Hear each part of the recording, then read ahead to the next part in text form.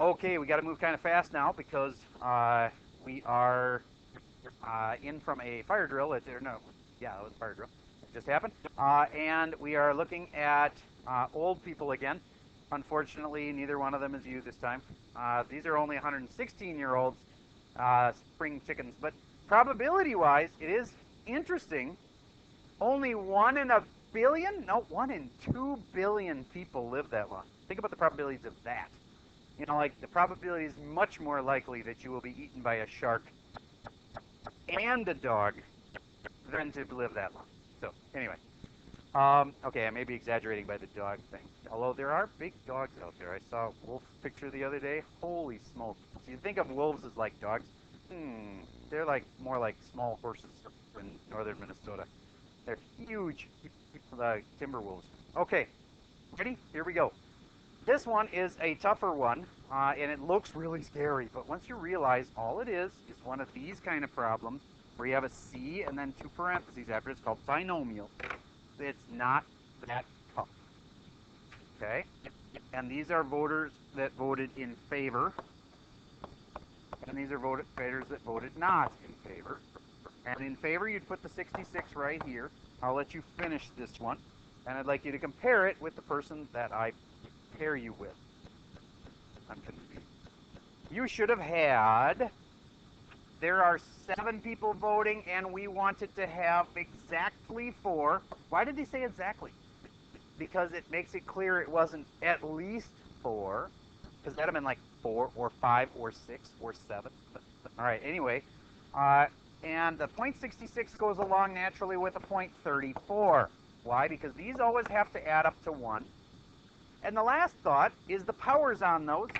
If I say there's 4 that are in favor, then 4 goes here, and then there must be 3 going there.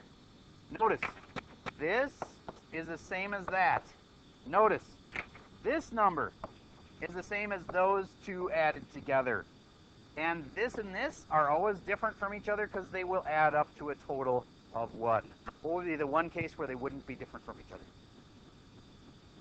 They would still add up to 1. 50. 0.5 and 0.5. Otherwise, these will always be 1 minus each other. No, I shouldn't say that. To find the other one, you would take 1 minus it. All right. Let's talk about part B here. What's the probability that more than 5? First of all, you'd be amazed how many kids think 5 is more than 5. 5 is not more than 5. Therefore, it's either 6 or 7. And when I say or, I mean add. Remember? So the 6 one is 7 choose 6, 0.66 to the 6, 0.34 to the 1. It is. And the next one is 7 choose 5. No, not 5, 7. 7 choose 7. And that's with a 0.66 to the 7 and 0.34 to the 0. Kind of irrelevant because that's just 1. All right, and when they say or, it means you add them together. All right, now at least 2. Do you get that that would mean you'd have to do 2 or 3 or 4 or 5 or 6 or 7, and that's 6 different things you'd have to add up? Real pain. So instead, you do 1 minus 2 and 1. Right. So first of all, you figure out 2 voters, which would be 7 choose 2, and then you'd figure out the 1 voter, 7 choose 1. Could there be 0 voters? Yeah, you can have 0 people voting for a topic, like 0 people agreed. So I'm sorry, I said 7 choose 2. It's actually 7 choose 1 and 7 choose 0.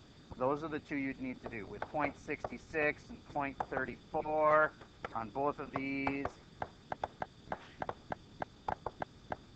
And both of them end up to a power of 0 and 7, and this one's 1 and 6. And if I say or between these 2, you'll know to add them, right? You find this answer, you add it to this answer, and then you take 1 minus the whole thing. How many of you understand that whole concept of the 1 minus? That's pretty much everybody. If you're not getting the 1 minus, it really is, instead of adding up a huge group of numbers that all are going to add up to 1, you just take the 1 you're not including down here, and you take 1 minus the one thing that you're not including in your great big group. Or if you like the slow way, just add up all of the other ones. Okay, moving on. This one, again, seems kind of scary because it's complicated looking. And the other thing that's deceiving is you wouldn't expect, at least I wouldn't expect, that 80% of them fail. Usually it's like we have 80% success rates. In this one, 80% failure rates. Why? Well, if something's in outer space, it makes sense that it's gonna be subject to radiation out there.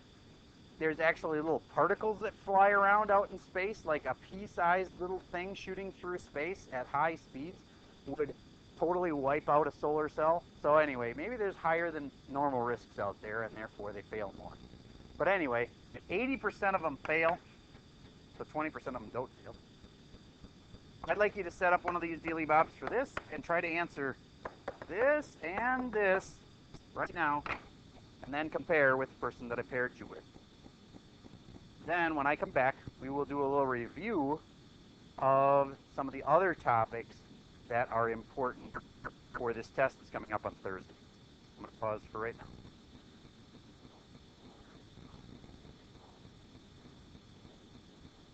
Okay, 10 cells fail in 1 year, and I'm going to have a student write this up on the board. Go ahead.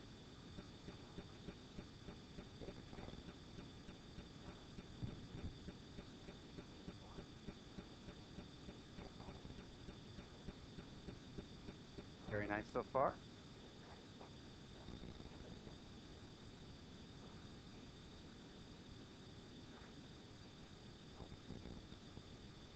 Perfect. Keep going. You're right, that part doesn't matter, but we put it up there anyway just to make it balanced, and you've done it perfectly. Can you finish the deal? Last problem. First of all, before that, what was the decimal for that first one? Did you get that? Never figured it out? 107? Okay, so we call that 11% approximately? Okay. Or you could say 0.107, that's fine. All right. Then, with the last one.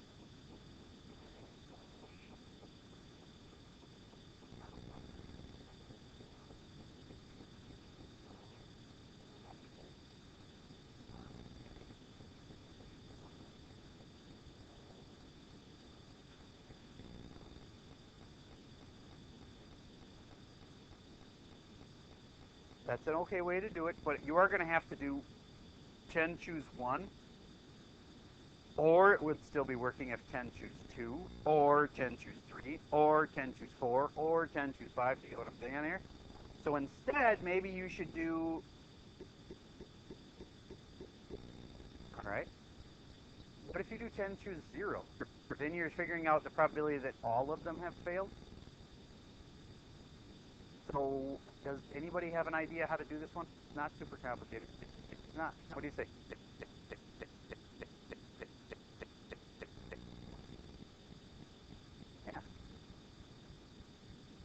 Yeah. The first answer is that they all fail, right? The only thing that we're asking on this one is, what's the opposite of that? At least something was working, right? So if you ever want the opposite of an answer, like if I said it was 20% chance of rain tomorrow, then you do the opposite of that, it's like 1 minus 20%, right? 80% chance that it will not rain. See what I mean? So, you know what to do now. Yeah, so if you're rounding the 10% to 11%, if it's an 11% chance of the first one happening, it's a 1 minus 11%. So what did you just say the answer was? About 89% if you round it. That was a tough one. Good job. Okay, so now let's move on to some review of a lot of other stuff. Imagine for a moment now that you have 10 kids on a little league team. And let's say that you have a batting order for the first 5 kids, just for the first 5, because you want to get them started in a way. It's okay, so Rodriguez, you're going to be first, and whatever. So, who do you want batting first in Little League? The good kid. You want a kid who's pretty good out there, because, and a fast kid. So that if he gets on base and he's fast, then hopefully, like in Little League, there's so many errors that it's pretty likely that if he's fast, and all he has to know how to do is run between first and second base, you could probably get him to steal. So anyway, the point is we want, and let's say we've only got one kid out of our 10 who's like really good. Probably put him first. You could argue you could put him fourth because that's cleanup and all that, that's good stuff, but if there's nobody on base in front of him, it's kind of irrelevant, right? So I think in this scenario, we'd only have one choice for first place. Then everybody else could be in slot 2, 3, 4, or 5. Tell me how many possible lineups we have. Given that special need on the first spot, that we want somebody good there, and we only have one good player. I mean, really good. Hopefully you said 1 for this first spot. Even though you'd think we have 10 choices for it, if there's only one really good kid and we want them first, that's 1. Then it's 9, 8, 7, and 6. Raise your hand if you had that one right. Okay, good. I gave you a lot of help on that one. Here's one that's very similar, except it's books on a shelf. 5 books on a shelf. If there are 5 books that we're going to put on the shelf, obviously the order matters. How many ways can you arrange them if they have to be in order alphabetically, either forwards or backwards? As long as they're alphabetical. How many different ways is that?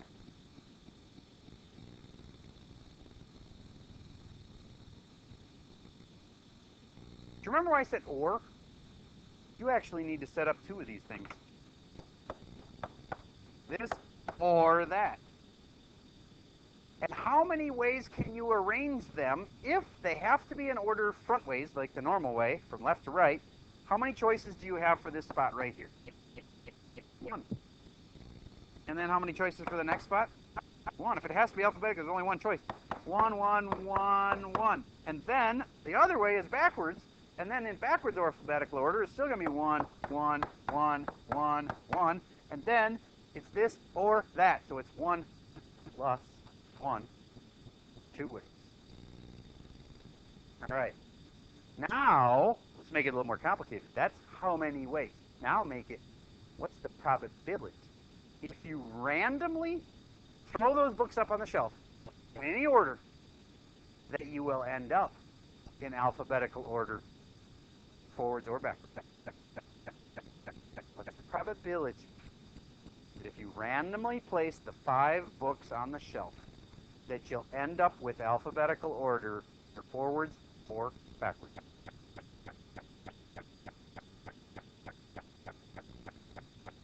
Well, what's the difference? We already have how many ways are alphabetical. That's what we want, right? What we want over what's possible. What are all the possible ways? All the possible ways are 5, 4, 3, 2, 1. So 2 over 5 times 4 times 3 times 2 times 1. The 2's would cancel, and I can replace that with a 1. So it's 1 over 60. A 1 in 60 chance that you would get them in order, either backwards or forwards. All right, see how that made it more complicated? All right, let's make another one like that. Given that license plates in Minnesota are usually 3 numbers, like 470, and then 3 letters, F, E, Z. Okay, if they're normally like that, if you are randomly issued your license plate, and numbers can repeat, I checked that in the parking lot, there was plenty of repeating digits out there. Okay, so numbers can repeat. What's the probability you will get one that numbers did repeat?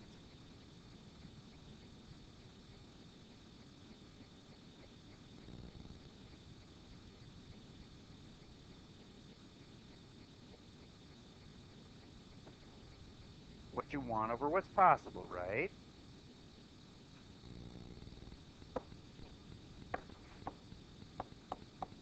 Okay.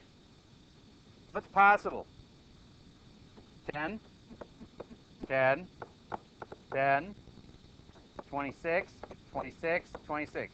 Now, we aren't taking into account here, it's true, you can't have certain license plates. There's actually a little less than that because they're not allowing the F word, license plate, etc. But we're just assuming you can have all license plates. Keep it simple. And then what you wanted is one where they were repeating. Yes, sir? No, no, no, no, no. You're thinking wrong. That's a single digit. 0 through 9. So 1 through 9 would be 9, includes the 0, you get 10 options. Okay, so back to, what do we want? We want, in this case, I wouldn't do it the normal way. The normal way, you got to figure out what you want and put it on top. I personally would figure out what's the probability of getting no repeats. And then take the opposite of that, 1 minus. Yeah. So let's figure out possibility of no repeats. So this would be no repeats. 10, 9, 8 times 26, times 25, times 24. You get that's the way you do it with no repeating. So this would be the probability of no repeats. And once I find that, I go 1 minus that, and I'll give you the opposite of that. Sort of like the probability of rain is 10%, and the probability of not rain is 90%. You just have to subtract from 1, right? So let's get this answer. Somebody tell me this answer before you subtract from 1. What is this answer right there? I could do it in my head faster than this. Come on. You can cancel those. You can cancel the 26. Then I can go, okay, maybe I won't be able to do it that fast. But 9 times 8 times 25 times 24. All over 2,600. No, no. 26 times 26 times 100. Okay, what'd you get? Did you do the 1 minus or not? Good. Okay, what'd you get? Awesome. Would you agree that's about 64% chance? 64% chance you will get a no repeat. If there's about a 64% chance of that, then there must be a, reverse it, 1 minus 64, 36% chance you will get a repeated plate. As in, you'll have 2 S's in it, or 2 7s, or something to repeat. Okay. One more kind that confuses people. CC over C. Let's say it's cards. You're going to be dealt 2 cards. What is the probability that you will get 1 ace and 1 other card that's not an ace?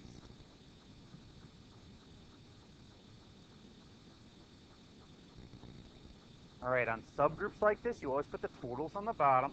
Mr. T, what's the total on the bottom? And how many are you choosing? 2. So you choose 2. Then, for the subgroups on the top, how do you do the aces, Mr. V?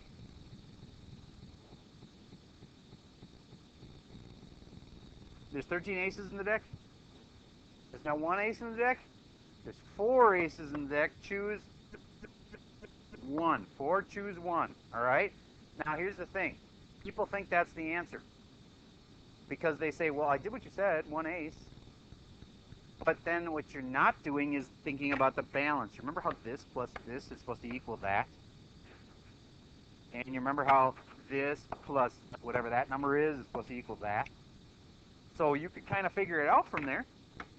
4 plus what makes 52? Must be 48.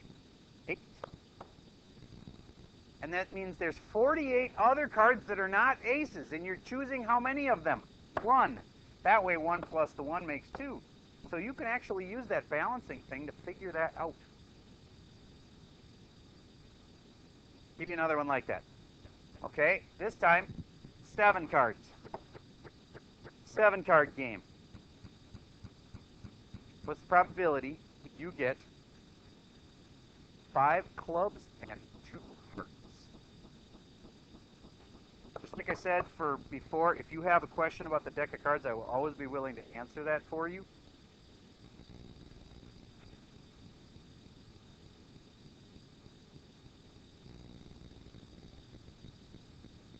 5 clubs, 2 hearts. So did you say 52, choose 7?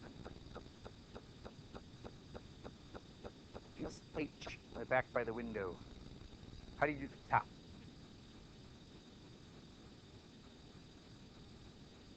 There's 13 clubs.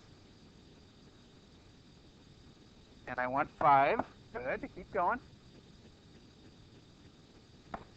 13, I think we were doing hearts. Choose 2. Okay, good. And now, I ask you, does yours balance?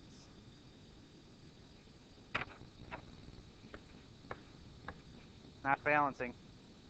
All we have to do is something simple to finish and make it balance. Do you get we've done clubs and hearts? We need to do diamonds and spades. But they're kind of unnecessary. 13 because we're choosing 0 of them, and 13 choose 0. But at least now, this plus this plus this plus this will equal this. And this plus this plus this plus this will equal that. And now you can be sure you're right.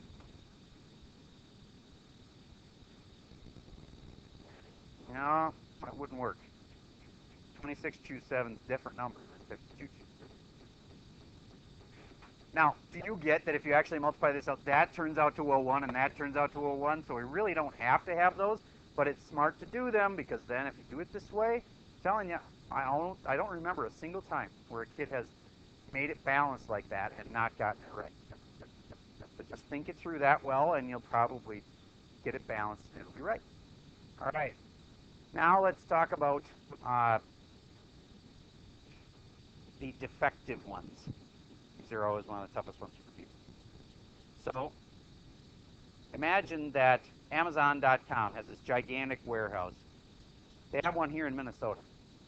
They have them in close to a lot of big cities. So they have one fairly close to the Twin Cities area.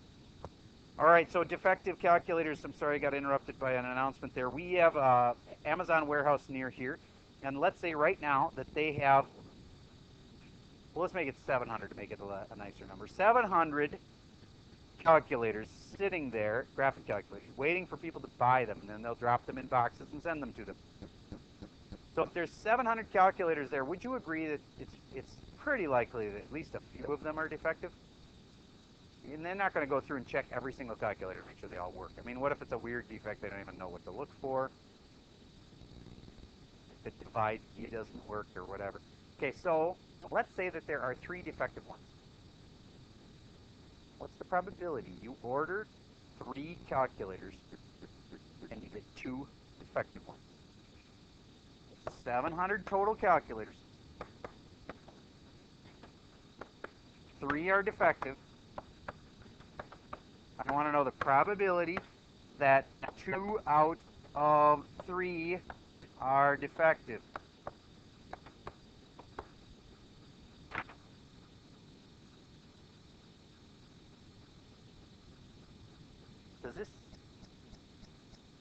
Do you realize this is a subgroups question? C over C. That's how you do defective ones. The 2 subgroups are defective ones and not defective ones.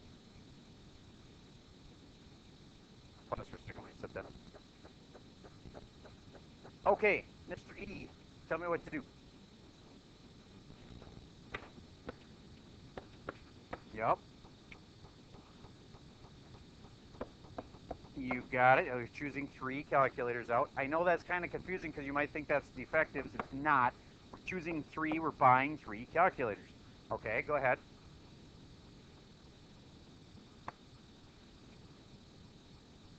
I'm just saying that that's 3. Okay, keep going.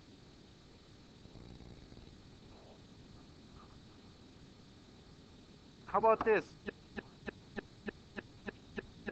Do you get that this and this have to add up to that?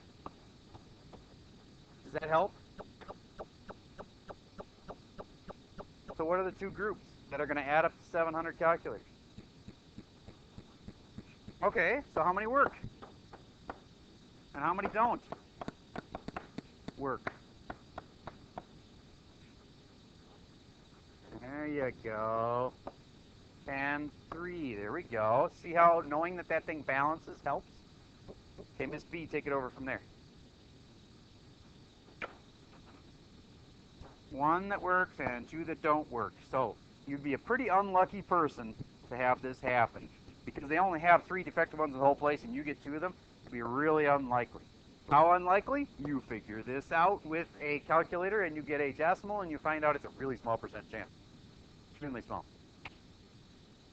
But honestly, again, you are doing problems that out of 1,000 people off the street, 1 could probably do this problem. Really. This is a complicated thing. This is like hardcore probability. Not many people, average people on the street, can do this. You take like the super brainiacs at MIT, sure. But even some of those guys, unless they've done this recently, wouldn't even know how to set this up. This is like it's a far off branch of math. It's not like the main thing you need to go up to the next level, like pre-calc. This is like a special little advanced branch of math. And in this whole school, out of all 3,000 kids that are sitting and learning math classes every day, there's only one other class that has a problem this hard out of all the math classes that can be taken, and that's stats. And the stats has a little section on probability, and some of those questions got to do with that. But that's it. Other than that, this is the master class, and you're taking the full probability. So just want you to realize how tough this stuff is.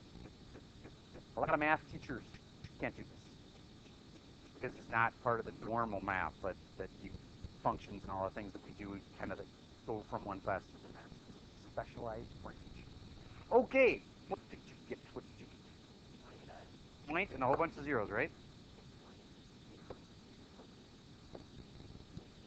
Holy cow. Can anybody verify that number? Bunch of people nodding their heads. All right, good. So that's almost impossible, right? Because if there was a 1 here, it'd be 1%. So it's way, way, way less than 1% chance, and it makes sense. It's just so unlikely that if there's a pile of 700 calculators, randomly you'd end up out of 3 choices, 3 pulls, that you get 2 bad ones. Just almost impossible. Yes. Could we double check the number of zeros? Did you double check yours? Did you have it on your iPad? Can anybody double check that? I just want to make sure, since this is a video and other people might be watching it. Is that number of zeros off? Oh, some people are saying it's off by 1 0. Did anybody else? No. 2 people are saying it's off by 1 0. All you have to do is put this in the calculator. It's just that it takes a long time, so I'm not putting it in right now. Apparently, this might be a decimal right there. Okay, but either way, teeny tiny percent chance. Really doesn't even change. If we round it, still 0% chance. It's kind of a weird thought. If you round it, the answer actually is wrong, because it implies that it's impossible. So it's possible. It's just really, really, really unlikely. Okay. Your assignment for today is to do that Schoology quiz, and that's the only thing you have to do tonight. Tomorrow we will do the review worksheet, so if you already started on it and you were depressed that that's wasted, it won't be wasted, because we'll do it tomorrow. One of those worksheets will be assigned tomorrow. Okay, that's all I got for you for today.